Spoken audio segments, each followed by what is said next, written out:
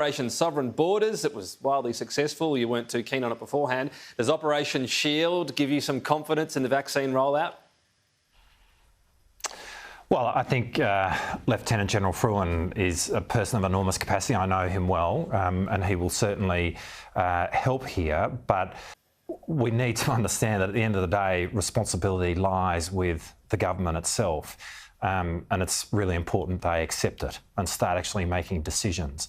There's no amount of hiding behind somebody wearing a uniform which will enable this government to escape the fact that at the end of the day it's its decisions which are going to get us to the other side of COVID-19, and that's what the Australian people are crying out for them to do. And, you know, we've seen this session today with business leaders. That's all well and good. It begs the question, why on earth wasn't this happening last year? I mean, we have known for a year more that to get to the other side of COVID-19 was going to be an exercise in vaccinating the population. And yet it's only now that this kind of conversation is happening with a stakeholder who's obviously going to be really critical to it in terms of business.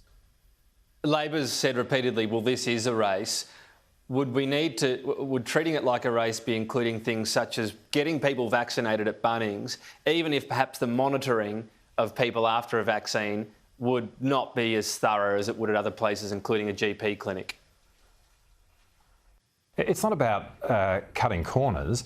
It is about making sure that there is a sense of urgency about this.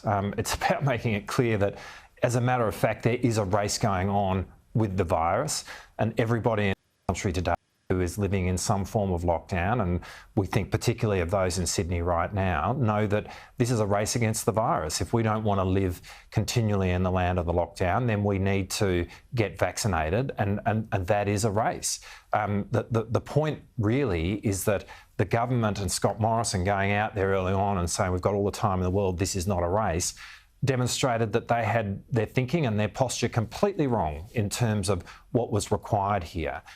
We need to be approaching this exercise with a high degree of urgency, because urgency is the order of the day, and it is in that sense absolutely a race.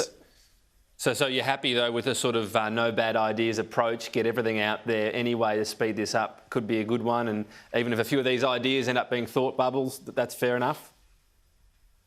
Sure, but again, all of this should have been happening last year. I mean, I think getting people around a table having a brainstorm, good idea, should have been done last year, just as we should have been in, you know, all the queues of the various vaccine projects that were going on last year. Scott Morrison promised us that we were going to be at the front of the queue. As it turns out, we are right at the back of the queue. We are languishing at the very bottom of the ladder of the OECD in terms of our vaccination rollout. And you showed the figures earlier. I mean, what that amounts to is that right now about 7% of our population are fully vaccinated. I think last night at Wimbledon there were 60,000 patrons who went to that event. They'd all been vaccinated. You can see that life is getting back to normal in a country which has gone through something much worse than we've experienced. North America and Western Europe are moving on. They're getting to the other side of this. We are not. Grand Prix has just been cancelled. You know, we face a whole lot of really big questions going forward in relation to future events in Australia, but we don't get to the other side of it until we get vaccinated, and that is Scott Morrison's job, and it's time he started doing it. Just below 10% of over 16s. It is a moving figure.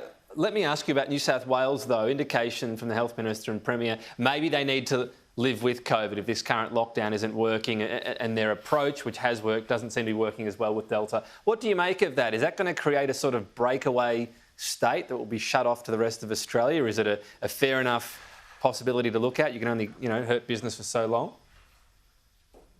Well, firstly, I think it's a really difficult set of decisions that the New South Wales government is having to grapple with, as these decisions were very difficult for the Victorian government last year. So I'm very understanding in that sense of what they face, and fundamentally it is the failure to have a fit-for-purpose quarantine system in the country and the low rate of vaccination, which is the underlying problem here.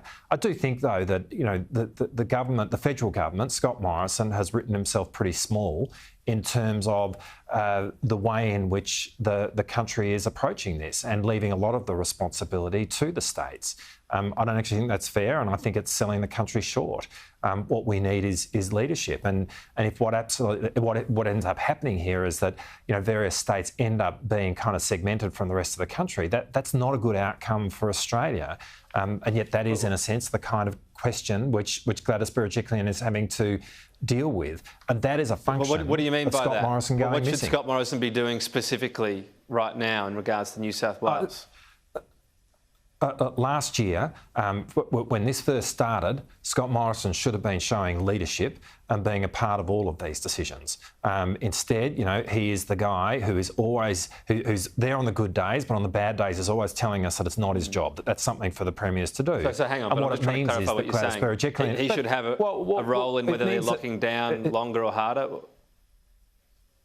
I think he should be part of the conversation throughout the whole country as to how we deal with this, so that we deal with it as a nation. That's the point I'm making. But clearly, all states have all had different opinions room on this, and they've had the call. I mean, Scott Morrison can be involved in whatever conversations he wants. WA and New South Wales are never going to approach things the same way. That's just a fact, isn't it? Well, we live in a federation where state premiers have had views about a whole lot of questions over the history of our federation. We also had Commonwealth governments which have been able to lead in those moments and which have been able to bring people around the table. I don't think if John Howard was the Prime Minister now, he would have written such a small part for himself to play as the one that Scott Morrison has written for himself. He is the first, really. But specifically, since Federation, he's the first Prime Minister to have taken the federal role backwards in terms of the role that it plays within our country. He should be part of the conversation, Tom, and he should be leading the conversation. Isn't he part of it at National Cabinet? They're having conversations, aren't they? They are having the National Cabinet. The National Cabinet is a place where if there is agreement about a particular issue, they issue a press release, and if there's not, then it effectively makes no decision. I mean, that's actually how the National Cabinet has worked. But what are they meant to do? Scott Morrison has put out a press release about what they've disagreed on that day. Scott Morrison needs to lead. Scott Morrison goes missing when things get difficult. And the last 2 weeks is a perfect example of that. That's the issue. And he leaves Gladys Berejiklian and indeed all the state premiers in this situation with an appalling set of decisions to make. But isn't it their decision, ultimately?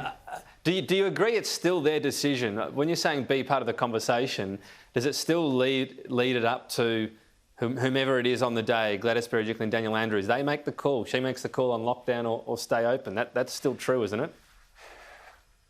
I think all of these are questions that the Commonwealth can play a part in, and it's not as binary as saying it lies with this government or that, which is exactly why, and that's the way our federation is set up. But the federation does imagine that we have leadership from our national government, that in this moment Prime Ministers will take the opportunity to stand up and take responsibility, and that's exactly what Scott Morrison has failed to do.